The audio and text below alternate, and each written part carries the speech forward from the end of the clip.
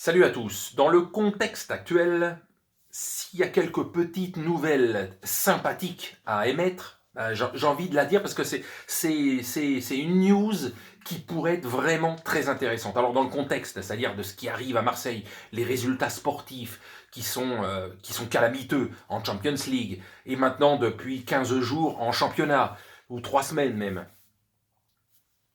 ça fait des mois que c'était tendu, il fallait bien que ça pète. Alors, ne pas cautionner la violence pour dire on va obtenir des choses. Non, non, c'est pas la meilleure des choses parce que en même temps, c'est faire croire que c'est le public marseillais, les supporters qui sont les propriétaires du club. Non, qu'ils fassent partie de ce qui fait fonctionner le club parce que c'est le 12e homme, etc., etc. Cette direction, depuis des mois et des mois, par contre, n'en a rien à foutre. Ça les fait chier même qu'il y ait des salariés fans de l'OM qui travaillent à Marseille, quoi, qui travaillent à la commanderie, etc. Genre, ça me fait chier parce que quand on perd, ils font la gueule, quand on gagne, ils sont un peu foufous, et ça m'emmerde. Ça, c'est les paroles des héros, et en plus, ils rajoutent des trucs dans les propos dans les dernières heures sur Marseille, il a été ce qu'il a été, il y a eu des choses bizarres qui se sont passées dans le passé, justement, aujourd'hui, c'est pas ça, c'est peut-être pour ça qu'on a des résultats un peu plus compliqués, c'est qu'on n'a pas fait certaines choses pour obtenir des résultats. Enfin, des choses qui font que, évidemment, si tu veux encore plus remuer la merde, tu veux encore plus continuer à parler comme ça. Déjà que t'es pas aimé, continue. Bon, fais gaffe à toi, fais gaffe à toi. Parce que des fêlés, parce que quand on arrive à la violence extrême, c'est des fêlés, il peut y en avoir qui peuvent jouer sur ta personne à toi. Jacques-Henri Hérault, un des mecs les plus détestés à Marseille, donc fais gaffe, fais gaffe. Donc, dans ce contexte, comme je disais, il y a une news qui fait que si elle est véridique, et ça ne veut pas dire qu'il va le faire, c'est Luis Campos.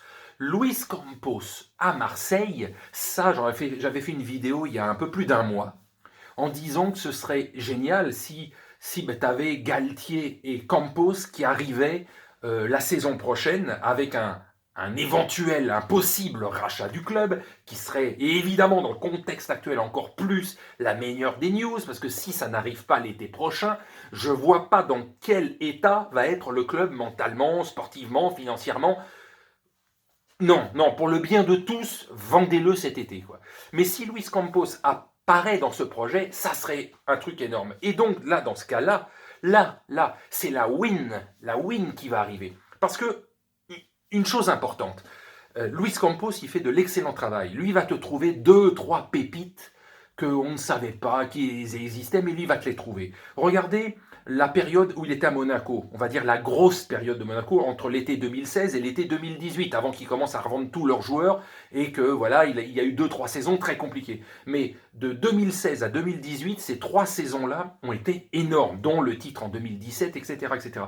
Il a fait de l'excellent travail. Et ce qu'il a fait pendant 2 saisons et demie, et c'est depuis le début de saison qu'on ne le voit plus du tout à Lille qu'il a dit bye bye, mais pendant plus de 2 ans, le travail qu'il a fait à Lille, encore, regardez ce qu'est le club aujourd'hui. Que ce soit Monaco à son époque ou Lille aujourd'hui, ce sont des clubs qui sont vraiment très bons en Coupe d'Europe. Alors, ils n'ont peut-être pas les moyens d'aller au bout de la gagner, mais ils sont pas ridicules, ils vont quand même assez loin dans les Coupes d'Europe. Ils portent leur coronesse et il y a du niveau de jeu. En Ligue 1, n'en parlons pas, c'est parmi les favoris pour le titre, que ce soit Monaco à l'époque ou Lille aujourd'hui. Donc, ce qui est important de savoir, c'est qu'il n'y a pas besoin d'avoir un État derrière soi. Parce que l'argent qu'avait Riboloviev à Monaco ou l'argent de Lopez à Lille, c'est quand même 2-3 crans en dessous du pognon du Qatar au PSG ou des Émirats Arabes Unis à Manchester City. Y a quand même, il faut dire la vérité, moins d'argent à Monaco ou à Lille qu'à Paris ou à Manchester City. Mais n'empêche que le mec, il a fait de l'excellent travail.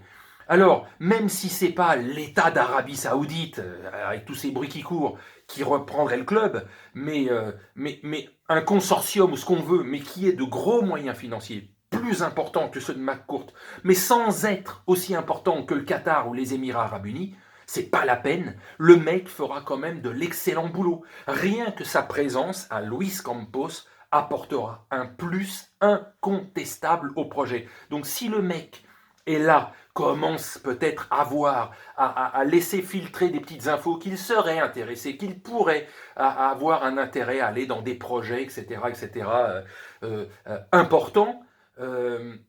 Et que le bruit court de Marseille, c'est que oui, il y a une grosse possibilité que l'été prochain, il débarque et qu'il commence à faire fonctionner son petit carnet d'adresses, qu'il découvre une ou deux pépites, plus les transferts, etc.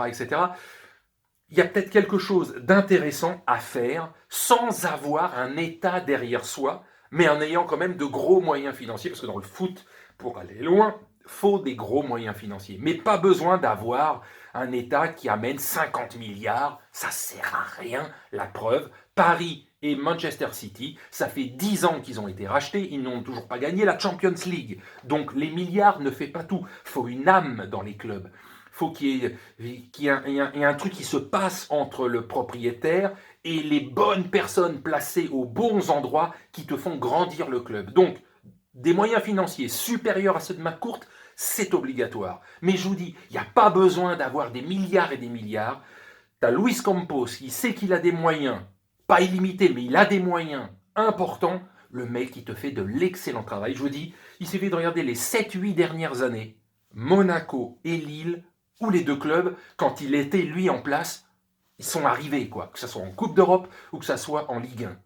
Toujours vers le haut. Toujours vers le haut, du beau jeu, des bonnes trouvailles. Donc, je suis totalement pour. Et dans ce contexte où on commence à se faire chier à voir cette équipe se casser la gueule, un club historique, Bordeaux, qui commencerait peut-être cette saison à revenir aussi quand ça devient, vous voyez, des clubs historiques, quand ça revient, comme en Angleterre, Manchester United, ou comme en Italie, le Milan AC, des clubs qui, depuis 4, 5, 6 ans, tombaient un petit peu dans plus ou moins un certain anonymat par rapport aux 2, 3 gros clubs qui avaient, mais eux, les historiques disparaissaient, ils reviennent tous à peu près. Donc à Marseille, maintenant, d'avoir une deuxième histoire, que McCourt l'été prochain, ça dégage, Hérault aussi, et que si Luis Campos arrive, après que Galtier quitte ou pas ce projet, mais déjà tu aurais un Lucien Fabre avec les pépites qu'amènerait un mec comme Campos,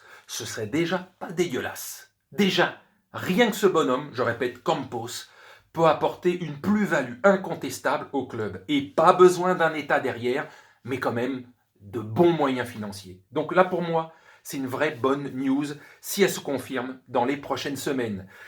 Sinon, actuellement, sportivement, financièrement et maintenant moralement, ça va mal. Ça va mal dans le sud. Ça va mal. Allez, sur ce, à la prochaine.